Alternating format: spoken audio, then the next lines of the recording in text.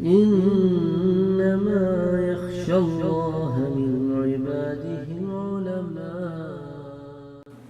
جس حدیث کو ہم آج آپ کے سامنے پیش کریں گے، اس کو امام بحقی نے الدلائل النبوہ میں نقل کیا ہے۔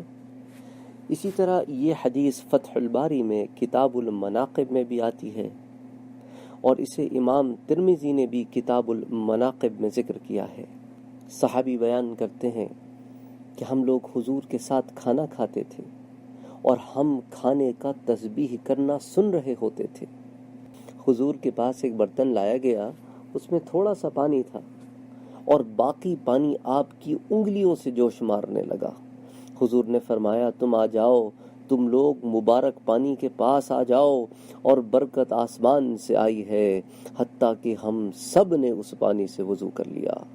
سبحان اللہ۔ وفوق كل ذي